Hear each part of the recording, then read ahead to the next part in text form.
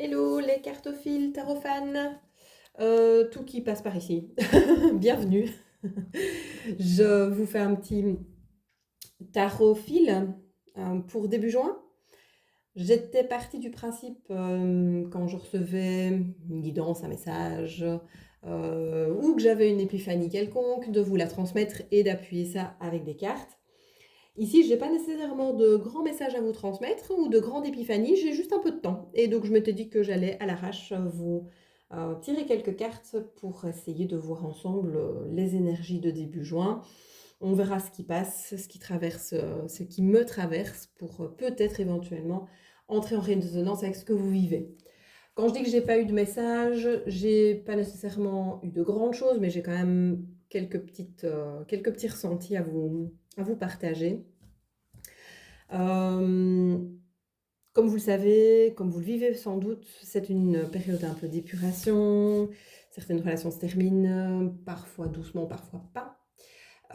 Ça fait partie du chemin. Il y a une forme d'épuration, mais même des relations, mais pas que, hein, aussi du style de vie, de notre consommation, de ce qu'on met dans nos journées. Il y a un élan à faire moins pour faire mieux.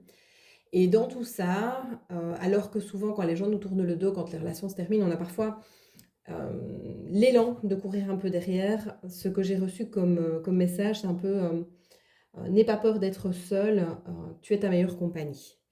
Donc oui, effectivement, on peut compter sur soi, on peut passer des belles journées soit avec soi-même. C'est pas qu'on veut faire sans les autres, c'est qu'on peut faire sans attendre les autres. On peut faire tout ce qu'on a besoin, gérer notre quotidien, le travail, la vie de famille.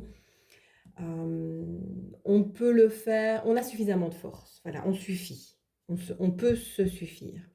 Donc c'est pas qu'on ferme la porte, c'est vraiment qu'on s'autorise à ne pas dépendre d'eux, à ne pas chercher à courir derrière les autres.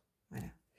Euh, Finalement, on peut être sa meilleure amie, sa confidente, sa ressource, son proche. Je dis pas qu'il faut se parler dans sa tête, quoique dans ma tête il y a plusieurs personnes comme vous le savez, mais il y a quelque chose de cet ordre-là. Dans cette épuration, ce qui peut aussi faire peur parfois, c'est les moments de vide.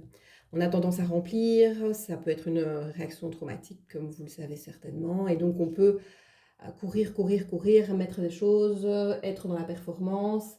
N'ayons pas peur d'un peu de vide, d'un peu de rien, d'un peu de moments creux. Euh, Poser son esprit, c'est déjà faire quelque chose finalement, et c'est parfois très utile. Donc avec l'oracle Lumière de Fée de Valérie Mottet, je vais voir un petit peu les énergies, la tendance, la ligne directrice. C'est un oracle que j'aime beaucoup parce qu'il aborde différentes thématiques et je suis curieuse de voir un petit peu ce qui va ressortir. Je pensais prendre peut-être 2 ou 3 cartes, on va voir ce qui vient. C'est un peu du mal à sortir. Oh, ben non, je le dis justement, c'est un peu du mal à sortir et là ça choix. J'ai la carte de l'âme, je vais essayer de bien la centrer pour que ça soit bien. Avec cette couleur jaune du plexus solaire qui illumine et la reconnaissance.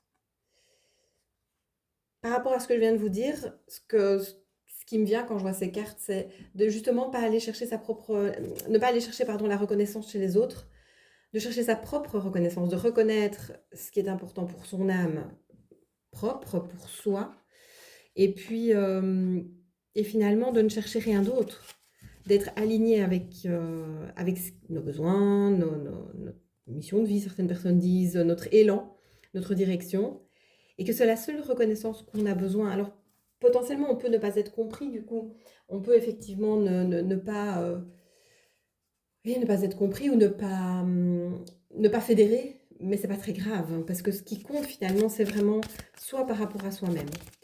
Et puis peut-être aussi reconnaître le parcours qu'on a eu et être plein de gratitude par rapport à ce parcours, parce que Dieu sait si vous vous intéressez à la spiritualité, forcément vous en avez vu et des vertes et des pas mûres, comme on dit. Et donc reconnaître aussi ses forces, ce qu'on a acquis, notre expérience et tout le trajet qu'on a déjà fait. Avec le Béline, j'ai la carte de la campagne et de la santé qui est une carte généralement repos, bien-être, mise au vert. Donc ça colle pas mal avec des couleurs toujours un petit peu similaires. Carte associée à la planète du soleil. Planète du soleil, non, au soleil. Mon Dieu, Dieu merci, les astrophysiciens ne nous écoutent pas. Ils avaleraient de travers. La carte des découvertes. Effectivement, ça peut être intéressant. Avec la chouette, le hibou, toujours pour moi associé à la sagesse. Effectivement, on va peut-être prendre le temps aussi de découvrir de nouvelles choses, des choses qui pourraient potentiellement nous intéresser, quelles qu'elles soient. Si vous avez l'élan de peindre, bah, pourquoi pas découvrir une nouvelle technique, une nouvelle façon. Oups. J'en ai deux. Oh, c'est beau. J'aime bien. La carte du départ et juste derrière, la paix. Ouais, allez. On libère, on quitte, on laisse, on se débarrasse d'eux et on va vers quelque chose de beaucoup plus épuré, mais de beaucoup plus serein. Donc, eh bien, pour moi, pour un message que je n'avais pas préparé, il est plutôt sympa.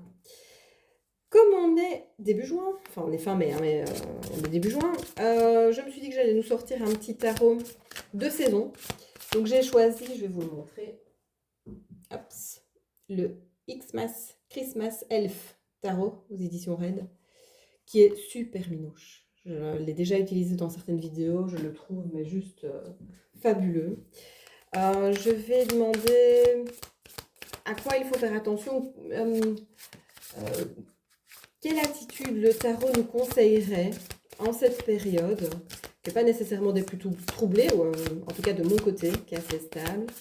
Je vais essayer de voir si je peux récupérer un petit message.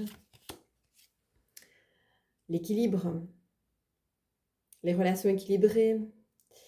Par rapport à ce que je vous disais tout à l'heure, ce qui me vient, c'est vraiment ce côté de faire attention aussi à pas toujours donner dans les relations, hein, parce que ça, c'est quand même le piège. On donne, et puis finalement, on se barre.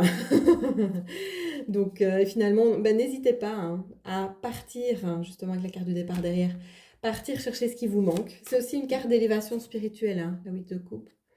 Donc, c'est cohérent et on va s'en risquer une petite troisième. Très intéressant.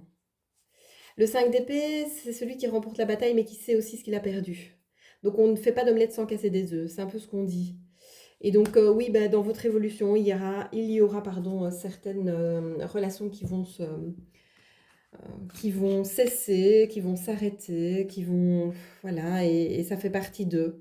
Alors, on pourrait se dire, bah zut, je perds des plumes, et puis finalement, c'est toujours cette notion de perte, mais qu'est-ce qu'on gagne derrière? Bah, la paix. Et ça, comme on le dit souvent, ça n'a pas de prix. C'est aussi c'est la petite punchline à 2 balles, mais ne laissez personne, rien ni personne troubler votre paix. Je pense que c'est très important en ce moment. Je vous laisse là. Si vous avez l'élan de commenter, si vous vivez la même chose ou pas du tout, si ça résonne, n'hésitez pas, je serai ravie de vous lire et je vous retrouve très prochainement, dès que j'ai du temps ou un message à vous transmettre sur cette chaîne pour un autre petit tarophile. À bientôt!